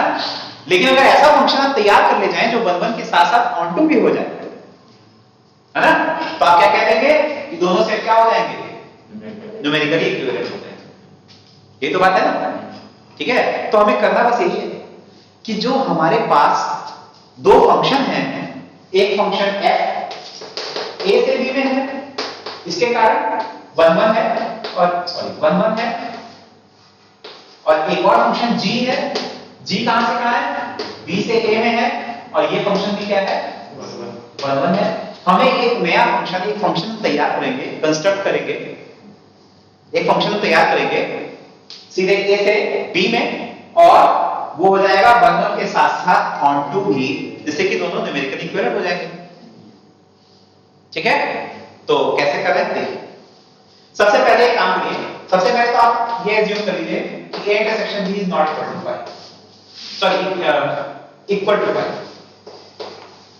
ये सपोज कर लेते हैं कि a intersection b is equal to 5। क्यों? देखिए ऐसा है, कैसे कर सकते हैं इसको हम लोग, एक टर्म यूज करते हैं, there is no loss of generality. इसका मतलब ये होता है कि कई बार क्या होता है, हम लोग को कोई थ्योरम प्रूव करना है और हम कुछ ऐसी चीज मान लेते हैं जिसको मान लेने से वो थ्योरम अपने आप सामने आ जा रहा है, तो वो प्रूफ सही नहीं होता है, उसको जनरल प्रूफ नहीं कहा जाता है, ठीक है ना। प्रूफ के जनरल होने के लिए कोई भी आप ऐसा स्टेटमेंट नहीं मान सकते कि उसको प्रभावित कर रहा हो, इससे कोई फर्क नहीं पड़ेगा। लेकिन मैं बताऊं क्यों। सपोज कीजिए कि a और b दो सेट थे और उसमें दो एलिमेंट कॉमन थे। ध्यान से समझिएगा, बहुत इंटरेस्टिंग बात। अगर दोनों सेट्स में दो एलिमेंट कॉमन थे या तीन एलिमेंट कॉमन थे, x y z कॉमन है, मतलब मान लीजिए कि x y z तीन एलिमेंट है जो a में भी है और b में भी है, क्लियर। तो आप क्या करो, a में से x y z माइनस कर दो और b में से भी x y z माइनस कर दो, तो जो तुम दो नए सेट तैयार होंगे उनमें कॉमन क्या होगा, कुछ भी नहीं, उनमें कॉमन कुछ भी नहीं होगा। अगर आप उन दोनों सेट को एक दूसरे के इक्विवेलेंट प्रूव कर देते हो, बाद में xyz उसमें डाल दो दोनों में, तो इसमें भी तीन एलिमेंट बढ़ाए, उसमें भी तीन एलिमेंट बढ़ाए, तो अपने आप वो भाई पहले वाले इक्विवेलेंट थे और दोनों में वही सेम तीन एलिमेंट डाल दोगे तब भी तो इक्विवेलेंट ही रहेंगे ना। 1 1 मैपिंग तो उसमें ऑटोमेटिक वो एक आइडेंटिटी है, मिल गई। बात समझ आई? यानी कि अगर आप एक इंटरसेक्शन भी अगर 5 नहीं भी होता तो भी हम कर सकते हैं, मतलब हम क्या करें, कॉमन एलिमेंट्स को हटा देंगे, ठीक है। तो हमने मान ही लिया कि चलिए माना कि जो दो सेट हम ले रहे हैं उनमें कुछ भी कॉमन नहीं है। Suppose a intersection b is equal to 5, nothing is common between them, ठीक है। अब देखिए मैं कैसे इसको कर रहा हूं, कैसे ये कंस्ट्रक्शन कर रहा हूं, ध्यान दीजिए। मैं यहां पर एक टर्म डिफाइन करूंगा, एंसेस्टर, जैसे पूर्वज। ये टर्म हम यहां ऐसे डिफाइन कर रहे हैं अपने थ्योरम को प्रूव करने के लिए, ठीक है। क्या करना है ध्यान दीजिए, जैसे कि सपोज कीजिए आपने इसे मैपिंग ले रखी है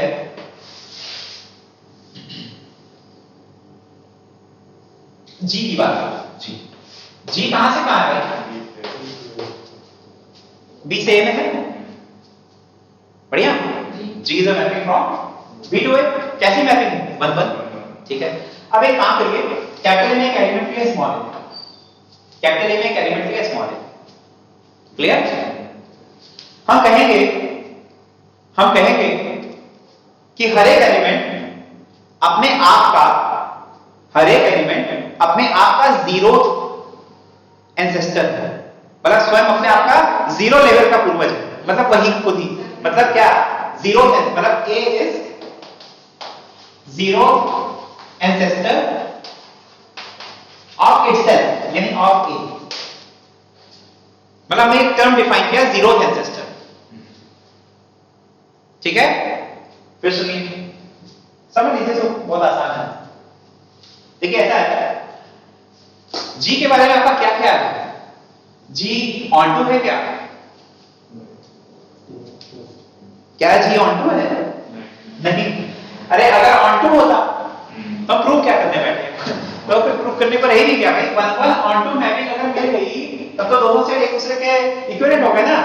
चलिए जी ऑन टू नहीं है मान लीजिए, तो क्या होगा, अगर आप कोई एलिमेंट लोगे ए में तो उसकी प्री इमेज है मिलेगी या नहीं मिलेगी? कोई जरूरी नहीं है, मतलब मिल भी सकती है नहीं भी मिल सकती, ठीक है ना। यानी इस स्मॉल ए के साथ दो केस होंगे, इस स्मॉल ए के साथ दो केस होंगे। पहला केस इसकी प्री इमेज मिलेगी, दूसरा केस इसकी प्री इमेज नहीं मिलेगी, है ना। और अगर किसी एलिमेंट की, समझ लीजिएगा, और अगर किसी एलिमेंट की प्री इमेज को उसका पूर्वज कहें, एंसेस्टर कहें, ठीक है ना, तो दो केस है, या तो स्मॉल ए के पूर्वज का पता चलेगा या तो स्मॉल ए के पूर्वज का कोई पता नहीं चलेगा। यही तो बात हुई ना।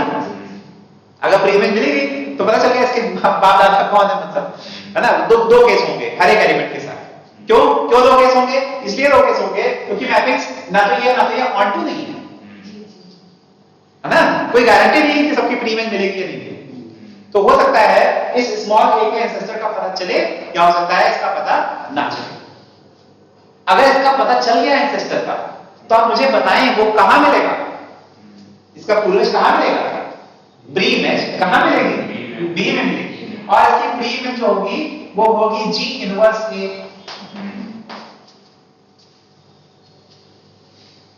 बात समझ में आ रही है? ठीक है। अब बताओ, अब बताइए जी इनवर्स ए के एंसेस्टर का पता चलेगा कि नहीं पता चलेगा? जी इनवर्स ए का एंसेस्टर मैं बताता हूं। जैसे हम देख रहे हैं, समझिए, जैसे हम देख रहे हैं कि बी से ए में मैपिंग है जी, वैसे हम देख रहे हैं ए से बी में भी एक मैपिंग है, वो है एफ, है ना।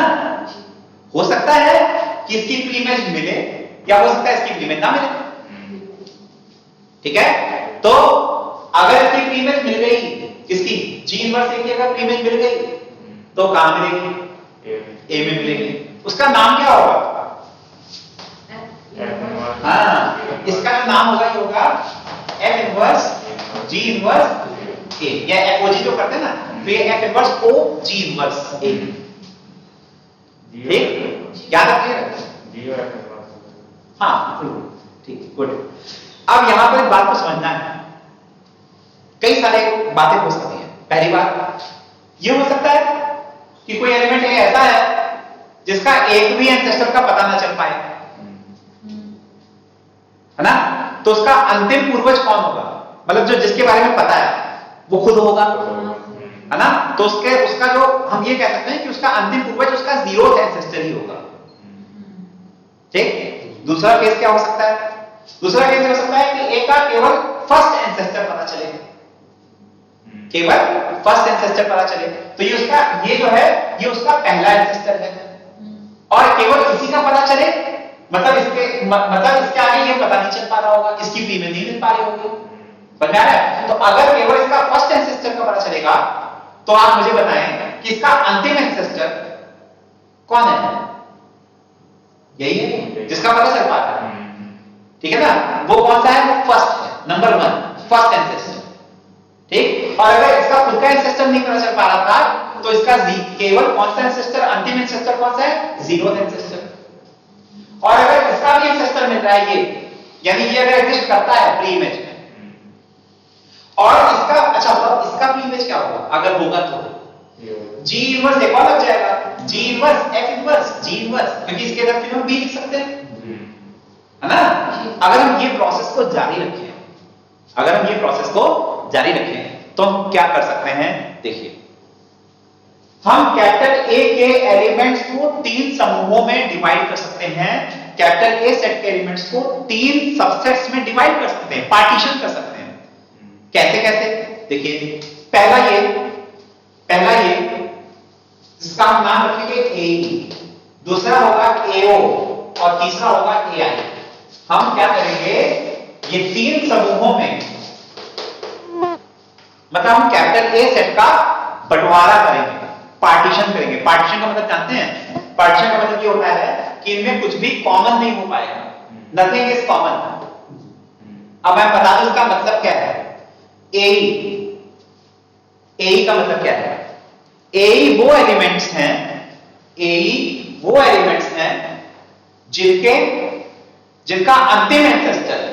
जिनका अंतिम एंसेस्टर कोई इवन नंबर वाला है। मतलब या तो जीरोथ है, या तो सेकंड वाला है, या तो चौथे नंबर का है, या छठे नंबर का है। 0 2 4 6 8 10 12 ये सब अंतिम एंसेस्टर। अच्छा एक बात बताइए, अगर इसका अंतिम एंसेस्टर, मुझे सोच के जवाब देना, अगर इसका अंतिम एंसेस्टर इवन नंबर वाला है तो इसका अंतिम एंसेस्टर किस सेट में बिलोंग करेगा? ए में ही बिलोंग करेगा। Very good. अगर इसका अंतिम एंसेस्टर जीरो है तो ये खुद है ए में। अगर इसका अंतिम एंसेस्टर सेकंड नंबर वाला है, पहला दूसरा ए में आ गया, छठा होगा तो फिर बी फिर ए में आ गया। तो पहला ये वो एलिमेंट्स हैं जिनके अंतिम एंसेस्टर खुद ए में है। एओ वो है जिनके ये ऑड वाले हैं, 1 3 5, समझ में आ गया? ये वो है जिनके अंतिम एंसेस्टर बी में है। और ये वो है एआई इनफाइनाइट, मतलब अगर कैपिटल ए में कोई ऐसा एलिमेंट पकड़ लिया आपने जिसकी प्रीमेंट मिलती ही चली जाए, मिलती ही चली जाए, मिलती ही चली जाए, यानी आपको उसके पूरी लिस्ट मिल गई है, मतलब अनंत तक उसके पूर्वज पूर्वज पूर्वज पूर्वज सबके नाम की लिस्ट मिल गई आपको, और वो मिलती जा रही है।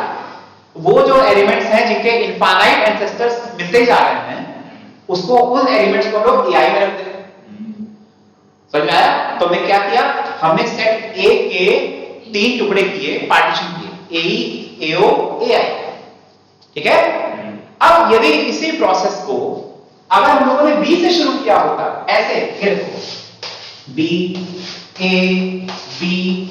ए और यहां हम स्मॉल बी लेते तो क्या यही, और यहां से हम क्या मैपिंग लेते, g f inverse g inverse f inverse g inverse लेते जाते। तो जैसे हमने कैपिटल ए के 3 टुकड़े किए हैं, वैसे कैपिटल बी के भी 3 टुकड़े हो जाएंगे। वो क्या होंगे, बीई बीओ और बीआई। हो गए? ठीक। अब देखिए बस आपका काम खत्म हो गया। क्यों? मुझे क्या करना था, एक मैपिंग बनानी थी, इक्विवेलेंट प्रूफ करना था। इक्विवेलेंट प्रूफ करने का मतलब ये है, एक ऐसी मैपिंग ढूंढ के लेके आइए जो 1 1 on 2 हो, सेट ए से सेट बी में।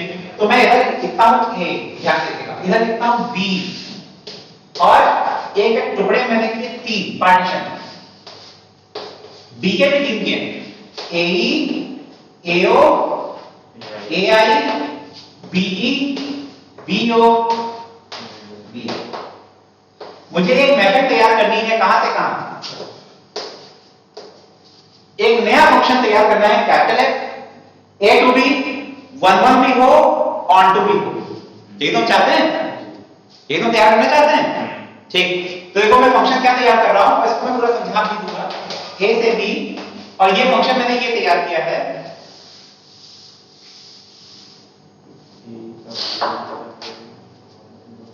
देखिए capital F of X is equal to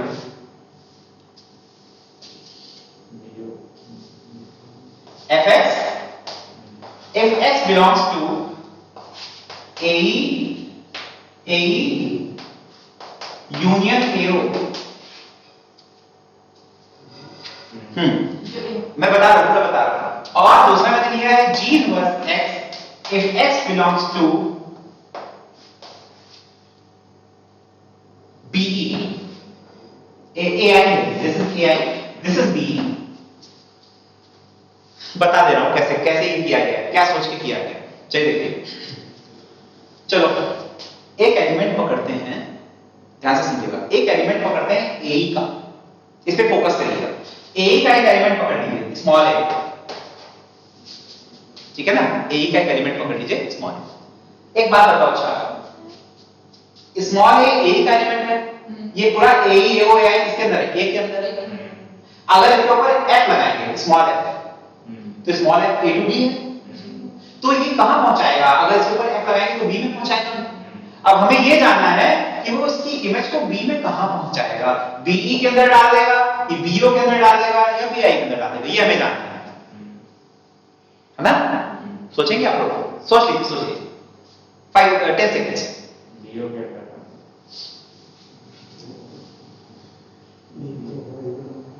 एक जवाब आया, इन्होंने कहा बीओ के अंदर डाल देगा। इनका ये कहना है कि ए के जितने एलिमेंट हैं उन पे सब पे जब स्मॉल एफ लगेगा तो वो सबको कहां पहुंचा देगा, उठा करके बीओ में डाल देगा। चलिए देखते हैं इनका जवाब सही है कि नहीं, देख समझते हैं। अच्छा ये बताइए, अच्छा बीओ का मतलब क्या था, ऐसे एलिमेंट जिनके अंतिम जो एंसेस्टर था वो ऑड नंबर था, एक तो था ठीक। एक बात सोचो, अगर इसके अंदर एक एलिमेंट बी है, अगर इसके अंदर एक एलिमेंट बी है, तो उसका पहला एंसेस्टर कौन हुआ? एफ इनवर्स बी हुआ, यानी ए हुआ। और ए किसमें है? ए ही में है। ए का ए में होना क्या बताता है कि ए के पीछे इवन नंबर ऑफ एंसेस्टर का पता है, लिस्ट पता है ना? मतलब इस ए के या तो 0 एंसेस्टर है, या 2 एंसेस्टर है, या 4 या 6 या 8 या 10 या 12 एंड सो ऑन। तो मुझे बताइए इस बी के कितने एंसेस्टर हैं? एक जुड़ गया, वही एक जुड़ गया ना। तो इस बी के कितने एंसेस्टर हो गए? इसके या तो 0 थे, या 2 थे, या 4 थे, या 6 थे। तो इस बी के कितने होंगे? 1 होंगे, या 3 होंगे, या 5 होंगे, या 7 होंगे, या 9 होंगे। तो ऑड ही तो होंगे। यानी सही है कि ये जो बी होगा ये बीओ में होगा, इसकी इमेज, ठीक है। और सुनिए, एआई के एलिमेंट्स को बीआई में पहुंचाएगा। क्यों? इनफाइनाइट एंसेस्टर, तो पीछे भी इनफाइनाइट एंसेस्टर चलता जाएगा, चलता जाएगा, चलता जाएगा। और इसको देखते हैं, यहां पे मैं क्या कर रहा हूं, देखिए यहां पर मैं इस तरह से मैपिंग नहीं ले रहा हूं, इस तरह से। कारण बताऊं? मैं कारण बता रहा हूं क्या। यही वो एलिमेंट्स हैं जो मुसीबत की जड़ थे। अब आप कहोगे ये अब क्या कह रहे हैं, मैं बताता हूं क्या कह रहा हूं। बीई, याद है बीई क्या थे? बीई वो एलिमेंट्स थे जिनके इवन नंबर ऑफ एंसेस्टर थे। यानी कितने कितने कितने एंसेस्टर्स पॉसिबल हैं बताइए? बीई के एलिमेंट्स के या तो 0, या तो 0 होंगे, मतलब कोई प्री इमेज नहीं होगा, या 2 होंगे, या 4 होंगे, या 6 होंगे, या 8 होंगे। प्रॉब्लम केवल उनमें थी जिनके कोई भी एंसेस्टर नहीं थे, क्योंकि 1-1 मैपिंग बनानी थी भाई, सॉरी ऑन-टू मैपिंग बनाने में ही तो दिक्कत आ रही थी। देखिए प्रॉब्लम ना इनके कारण थी, प्रॉब्लम ना इनके कारण थी, प्रॉब्लम सिर्फ इनके कारण थी। मैपिंग ए से बी में थी, ये मैपिंग देखिए ए से बी में मैपिंग कौन थी? एफ थी। इस मैपिंग का बंधन होना तो था, बट ऑन टू ही तो नहीं था। तो ऑन टू नहीं था मतलब कुछ एलिमेंट छूट रहे थे जिनकी कोई प्री इमेज नहीं हो सकता, ऐसा भी था। वो एलिमेंट्स हमने बी में डाले थे क्योंकि 0 वाले इसमें आ रहे हैं, उसके अलावा 2, 4, 6 भी आ रहे हैं, लेकिन 0 एंसेस्टर वाले भी इसमें आ रहे हैं जिसका कोई प्री इमेज नहीं मिलेगा, है ना? तो इस वाले मैपिंग को मैं नहीं दिखा रहा, मैं पता क्या कर रहा हूं, मैं उल्टी मैपिंग दिखा रहा हूं। देखो कौन सी, मैं इसको यूज करूंगा, इसको देखिए कैसे यूज करूंगा। जैसे अभी आपने समझा कि एई से बीओ में जा रहे हैं, एई से बीओ में जा रहे हैं, कौन सी मैपिंग लेके जा रही है? एफ लेके जा रही है ना। उसी तरह से जी एक मैपिंग है बी से ए में, तो सिमिलर आर्गुमेंट के साथ जैसे एई से बीओ में लेके जा रहे थे, तो जी हमें बीई से एओ में ले जा रहा होगा, ठीक है? बात यहां तक समझ में आ गई? अब एक बात सोचो, अगर कोई मैपिंग 1-1 है, अगर कोई मैपिंग 1-1 है, तो अगर उस मैपिंग को काट दें, छोटा कर दें, रिस्ट्रिक्शन कर दें, तो जो नई मैपिंग होगी वो कैसे, वो क्या मैन्युअल हो जाएगी? ना, कभी हो ही नहीं सकता भाई। 1-1 मैपिंग को अगर आप रिस्ट्रिक्शन करोगे, उसका एक पूरा कुछ एलिमेंट्स डोमेन से हटा दोगे पूरी तरह से, यही तो करोगे ना। तो क्या वो उधर जाकर के ऐसे मिलने लग पड़ेगी? कोई मतलब ही नहीं है। 1-1 का वो 1-1 ही रहेगा। क्लियर? तो अगर पूरी की पूरी F11 थी, तो जब केवल ए ही लगा हुआ है वो भी 1-1 है, केवल ए आई लगा हुआ है वो भी 1-1 है। और जहां तक जी की बात है, जी कहां, जी किसको किधर ले जा रही है? बीई को एओ में ले जा रही है। तो बताओ जी इनवर्स किधर ले जा रही है? एओ को बीई में ले जा रही है। भाई आप जानते हो ना कि अगर g is from this to this, तो जी इनवर्स उसका उल्टा होगा। और अच्छा बताओ जी इनवर्स कब एग्जिस्ट करता है? जब वो 1-1, मतलब मैपिंग कब होती है? जब 1-1 के साथ साथ ऑन टू भी हो जाए। बात समझ में आ रही है? तो जी पूरे पर तो ऑन टू नहीं है, लेकिन बीई से एओ तो लेके जा रही है, वो तो ठीक है। तो जब जी आपका बीई से एओ में ऑन टू है और 1-1 तो पहले से है, तो जो जी इनवर्स बनेगा वो भी 1-1 और ऑन टू होगा। और जी इनवर्स किसको कहां ले जाएगा? एओ को बीई में ले जाएगा। तो अब आपका क्या हुआ देखिए, मैपिंग मैंने बता दी कैसे बनेगी। देखो जी इनवर्स किसको कहां ले जा रहा है? बीई को एओ में, सॉरी एओ को बीई में। इस तरह से यहां पर मैंने गलत लिखा है, इसको सही कर रहा हूं। यहां पे क्या होगा AO, देख लीजिए G इनवर्स, जब आप G इनवर्स देखिए ये जो मैंने एरो बनाया है ये किधर से किधर कौन लेके आ रहा है इसको BB से AO में, ये G है, तो G इनवर्स कैसे जा रहा होगा, G इनवर्स कैसे जा रहा होगा AO से BP में जा रहा होगा ना, तो G inverse will be from AO, clear. तो ये मैपिंग F क्या है 1 1 on 2, ये क्या है 1 1 on 2, दोनों को मिला देंगे पूरी मैपिंग जो नई मैपिंग तैयार होगी वो क्या होगी 1 1 on 2। और ये मैपिंग का डोमेन क्या है पूरा